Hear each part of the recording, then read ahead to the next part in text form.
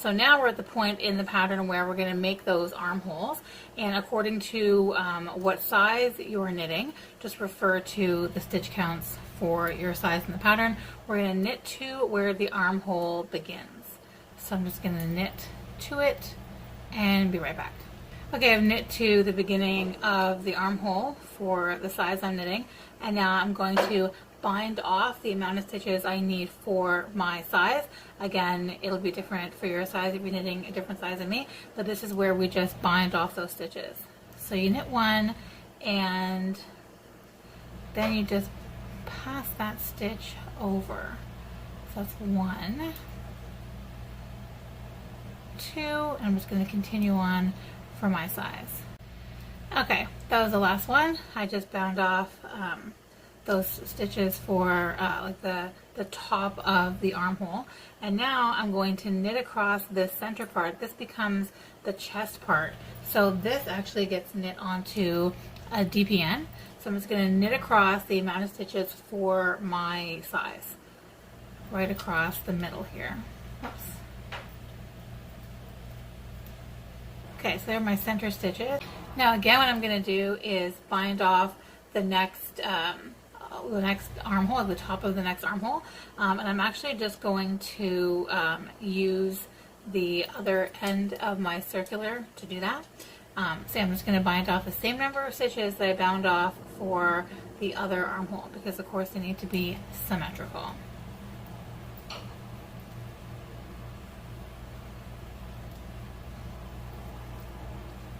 Okay, I bound off that second armhole top, and I just want to show you where we are, kind of bird's eye view. This is the chest, so we've got the collar, we worked our chest increases, and then now we've got, here we have the top of one armhole, and then the top of the other armhole, and then the chest piece now is on this DPN. So now we can't knit in a circle anymore because we're not joined in a circle anymore. So what we're going to have to do now is just knit back and forth. I'll take that out again just to show you. Basically what we're doing is we're going to knit all the way across here, turn it around, and then purl all the way across here, and then turn it around and knit and turn and purl, and we're going to do that for as many rows as the pattern indicates, and then I'll come back.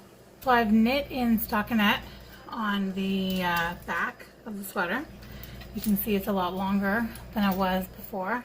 And now what I'm going to do is cut the yarn so that I can knit down this front flap so that it will pair up with the back, so that we can then go back to knitting in the round. So I'm cutting my yarn.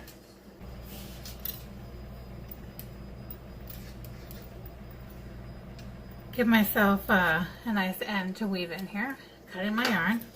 And then I'm moving back to the chest piece, and now I'm going to work across the chest piece according to the pattern. So I've got an increase row, and then on the back I'm purling, and then another increase row, and then the back I'm purling, and then I'm doing that for however long it says to do in the pattern for my size. So I'm just going to pick up the yarn kind of where it was. It's kind of the fun thing about using variegated for this. And then I know that every knit row is going to be an increase row, because my alternate rows, of course, are purl rows.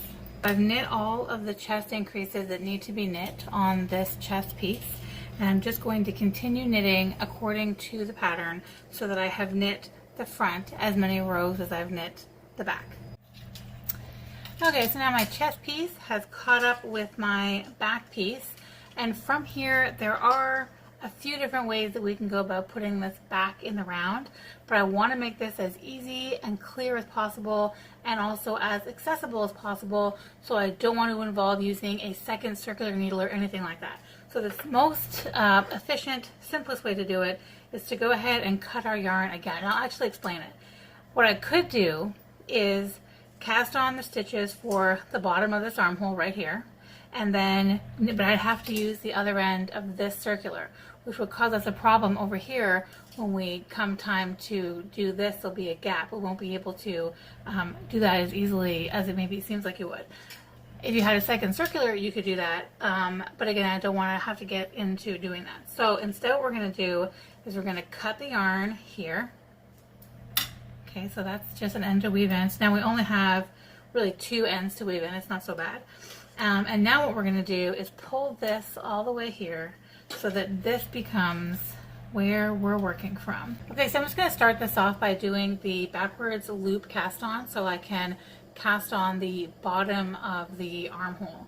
And I'm just going to do that according to the same number of stitches that I bound off in the first place. And I think you already know how to do this, but you just are slingshotting the yarn the same way you do with a backwards loop, sorry, with a long tail cast on, but you're just doing the thumb. And don't make them super tight because you're going to have to go over and knit over these in the next row. Okay, I cast on the bottom of that armhole, and I'm just going to knit across the chest. Make sure I'm using the right end here. Okay, yeah, and then just knit across the chest. And then when we get to the other side of it, we're just going to, again, cast on as many stitches as we bound off so that the bottom of the armhole and the top of the armhole have the same number of stitches. Okay, so my chest stitches are off of this DPN and back onto the circular with this these bottom stitches, bottom of the armhole stitches. And again, I'm just going to use the backwards loop cast on to cast on as many as I cast off, and then we can get back to knitting in the round.